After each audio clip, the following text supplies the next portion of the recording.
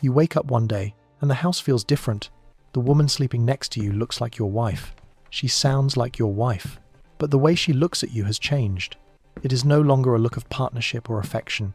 It is a look of disdain. Or worse, it is a look of absolute indifference. You have spent the last 15 or 20 years building a life with this woman. You worked hard to provide a stable home. You raised children together. You weathered financial storms and family tragedies. You thought you had reached the safe harbor of your life. You thought that the hard part was over. But you are wrong. You are standing on top of a ticking time bomb. And for millions of men between the ages of 40 and 60, that bomb is about to detonate. We need to have a very difficult conversation today. It is a conversation about biology, psychology, and the brutal reality of aging. Society tells you that marriage is about love and commitment. Movies tell you that if you are a good man, you get the happy ending. But reality operates on a different set of rules. Reality is governed by hormones, neurochemistry, and market dynamics. And right now, the market dynamics of your marriage are shifting beneath your feet in ways you do not understand. You might be asking yourself why she is acting this way. Why is she suddenly obsessed with the gym? Why is she buying clothes that belong in your daughter's closet? Why is she reconnecting with friends from high school she hasn't spoken to in decades? Why is she rewriting the history of your marriage to paint you as a villain? I am going to give you the answers. They are not the answers you want to hear, but they are the answers you need to survive what is coming. This is not about bashing women. This is about understanding the biological machine that drives human behavior. When you understand the mechanism, you stop taking it personally. And when you stop taking it personally, you can start protecting yourself. Let's start with the fundamental truth that nobody talks about. The crisis your wife is going through has nothing to do with you. It has everything to do with her own identity collapse. For a woman, identity is constructed differently than it is for a man. From the time she was a teenager, her value in the world was tied to her beauty and her fertility. Society reinforced this every single day. When she walked into a room at 25, heads turned. She commanded attention simply by existing. She had power. She had options. She was the prize that men competed for. And for 20 years, that operating system worked perfectly. But biology is cruel. It gives with one hand and it takes away with the other. When a woman hits 40, the invisible hand of nature begins to flip the switch. The beauty that she relied on as her primary currency begins to depreciate. The attention she took for granted starts to fade. She walks into a room, and heads do not turn the way they used to. She posts a photo online, and the validation is not as intense as it was 5 years ago. This is not vanity. This is an existential crisis. Imagine you are a professional athlete. Your entire life, your income, your status, your self-worth is tied to your physical performance. You are the best on the field. And then, one day, your knees give out. You can't run as fast. You can't jump as high. The younger players are faster, stronger, and hungrier. Your identity as an athlete is dying. That is what is happening inside your wife's mind. She is grieving the death of her youth. She looks in the mirror, and she sees a stranger. She sees the wrinkles. She sees the grey hair. She sees the gravity taking its toll. And she is terrified. Terrified of becoming invisible. Terrified of losing her power. Terrified that the best years of her life are behind her. And terror makes people do irrational things. Terror makes people desperate. This is where you come in. You are the witness to her aging. Every time she looks at you, she sees the last 20 years. You are a constant reminder of the domestic life she settled for. You represent the soccer practices, the grocery runs, the mortgage payments. You represent the reality she is trying to escape. And because she cannot fight time, she fights you. She projects her internal chaos onto your stable life. She needs to believe that the problem is not her age. She needs to believe the problem is her marriage. Because if the problem is the marriage, then she can fix it by leaving. If the problem is you, she can solve it by finding someone new. It is a defense mechanism. It is a psychological trick she plays on herself to avoid facing the brutal truth of mortality. Now, let's talk about the chemistry of this disaster. We have to talk about dopamine. Dopamine is the neurotransmitter of desire, novelty, and anticipation. It is the chemical that makes falling in love feel like a drug high. When you first met, you gave her massive hits of dopamine. Everything was new. Everything was exciting. The uncertainty of whether you would call, the thrill of the first touch. But that was 15 years ago. Neurochemically, It is impossible to sustain that level of dopamine with the same person for decades. Your relationship has shifted from dopamine to oxytocin and serotonin. These are the chemicals of bonding, safety, and stability. They are beautiful chemicals. They are what allow you to build a family and a legacy. But they are not exciting. Stability is not thrilling. Reliability does not get you high. And right now, in the midst of her midlife panic, your wife is not looking for safety.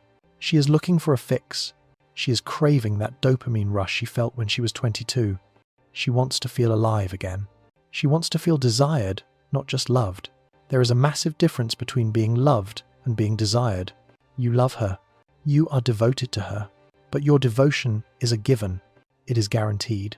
It is safe. And to a woman in crisis, safety feels like a cage. This is why a compliment from a stranger means more to her than 10 years of your hard work.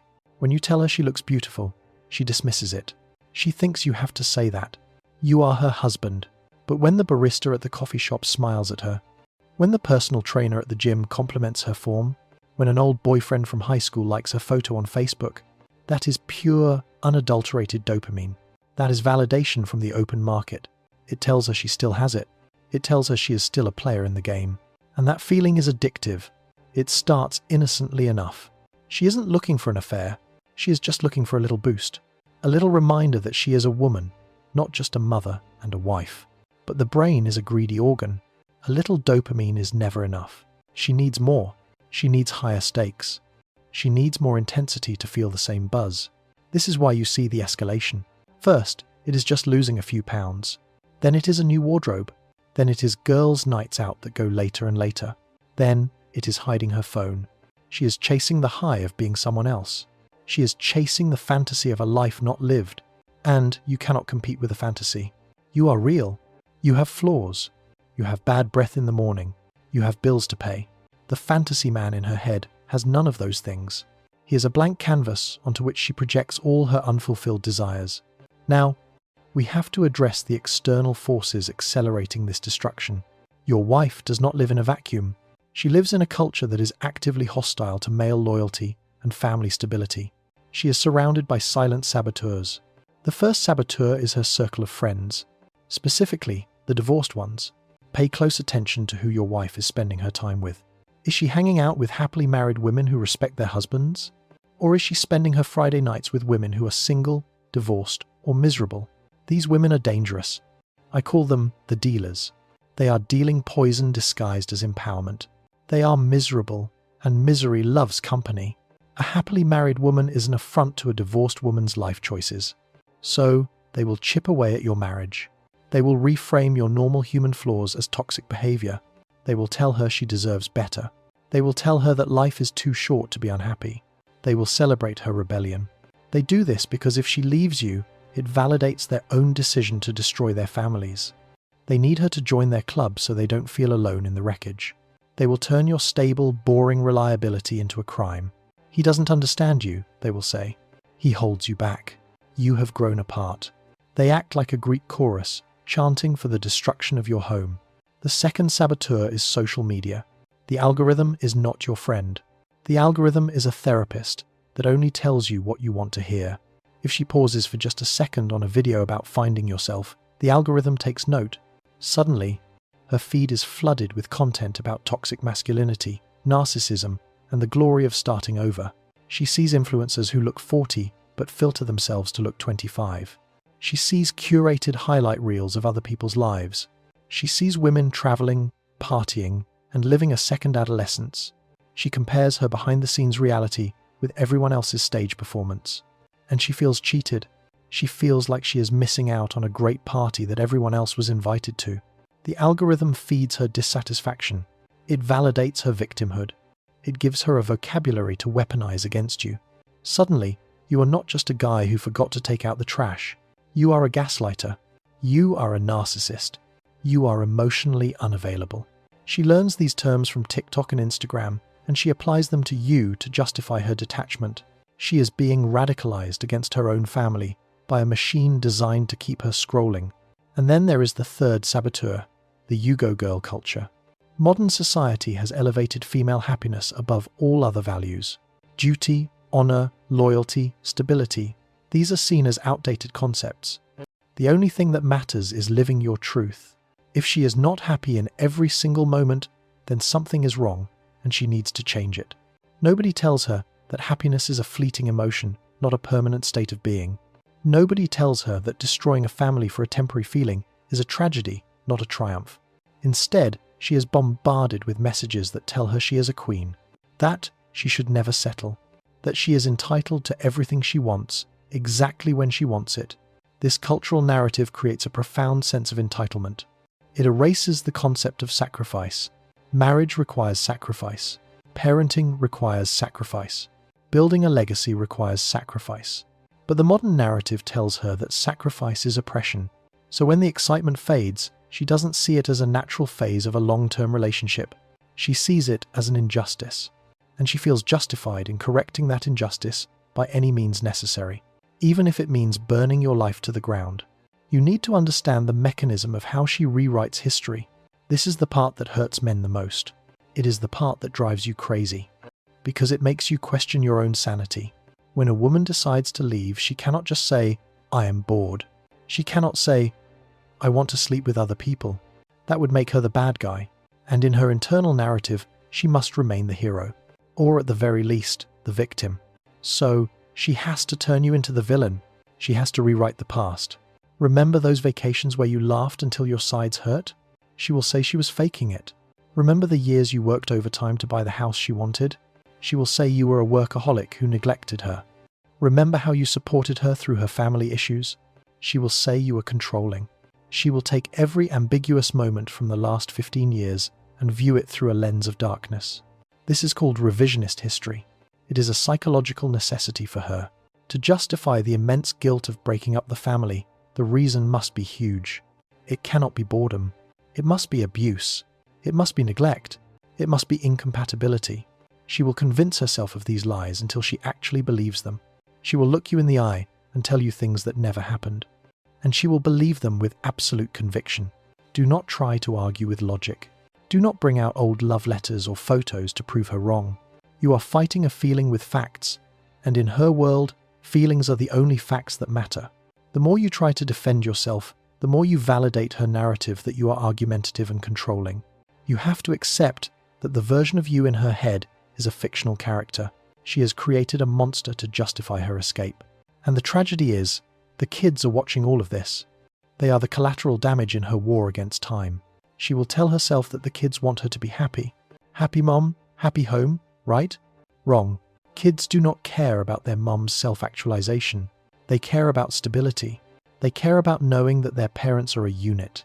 They care about their home not being torn apart. But in the throes of a midlife crisis, a mother's instinct to protect the nest is overridden by the woman's instinct to feed the ego. She will prioritize her need for validation over their need for security. And she will rationalize it by saying she is modeling bravery for them. Leaving a good man because you are bored is not brave. It is selfish. But you cannot say that to her. She is immune to that truth right now. So, what happens next? What is the aftermath of this explosion? Because there is always an aftermath. The fantasy she is chasing is not sustainable. The dopamine eventually runs out. The new guy, if there is one, is just a man. He has flaws too. Maybe he is exciting for 6 months. But eventually, he will leave the toilet seat up. Eventually, the novelty wears off.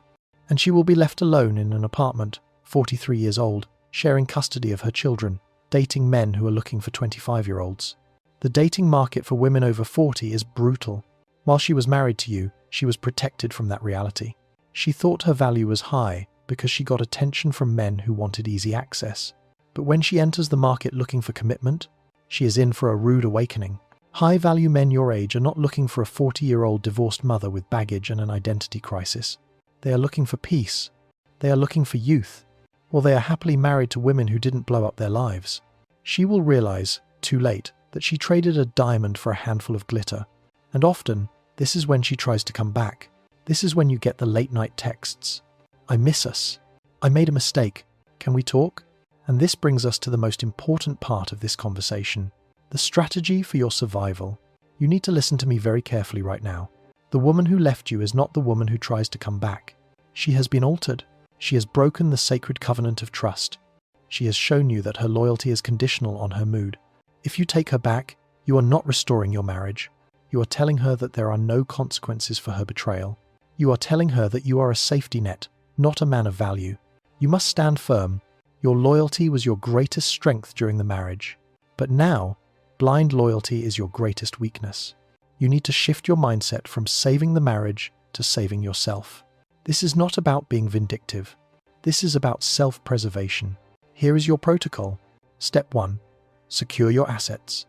While she is in the fog of her crisis, she may be feeling guilty. Use that guilt. Get the financial agreements signed now. Separate your accounts. Protect your retirement. Do not assume she will play fair later. When the dopamine wears off and the anger sets in, she will come for everything. Hope for the best, but prepare for war. Document everything. Keep a journal. Save the texts.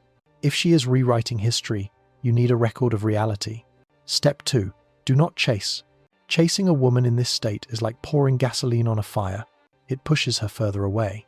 It confirms her belief that she is the prize and you are the desperate pursuer. You must withdraw your attention completely. Go no contact except for logistics regarding the children. Be polite but distant. Be a grey rock. Give her the space she claimed she wanted. Give her the gift of missing you. Let her feel the cold vacuum of a life without your support. Let her fix her own car. Let her pay her own bills. Let her deal with her own emotional chaos. You are no longer her emotional tampon. Step 3. Focus on the male prime. This is the good news. This is the light at the end of the tunnel. While she is fighting a losing battle against aging, you are entering your prime. Men age like wine. Women age like milk. It is a cliché because it is true. At 45 or 50, a man who is fit, financially stable, and wise is a hot commodity. Your value in the sexual marketplace is going up, not down. You have resources. You have experience. You have emotional stability. You have freedom. You need to pivot your focus entirely to yourself. Hit the gym, not to win her back, but to rebuild the machine that carries you through life. Update your wardrobe. Reconnect with your male friends. Pick up the hobbies you sacrificed for the sake of the family. Build a business. Travel. Become the best version of yourself. This is the ultimate revenge, but more importantly, it is the ultimate recovery. When she sees you thriving without her, it will shatter her narrative. She needs you to be miserable to justify her choice. If you are happy, strong, and successful, it proves that she was the problem. But do not do it for her. Do it for you. Do it for your children. They need to see a father who is strong, not a father who is broken. They need to see that a man can survive betrayal with his dignity intact. You are teaching them a lesson about resilience that no school can teach. Understand this. The pain you are feeling right now is real. It is a grief comparable to death, but it is also a forge. Fire burns away the impurities. It burns away the weakness. It burns away the dependency. What is left, if you let it happen, is pure steel. You will emerge from this harder, sharper, and clearer than you have ever been. You will realize that your happiness does not depend on a woman who couldn't handle the reality of life. Your happiness depends on your own mission, your own purpose, and your own self-respect. The woman you married is gone. Mourn her. Bury the memory of who she was, but do not let her ghost haunt your future. You have 20, 30, maybe 40 good years left. These can be the best years of your life. Years of freedom. Years of wisdom. Years where you call the shots. Do not waste them trying to understand the irrationality of a midlife crisis.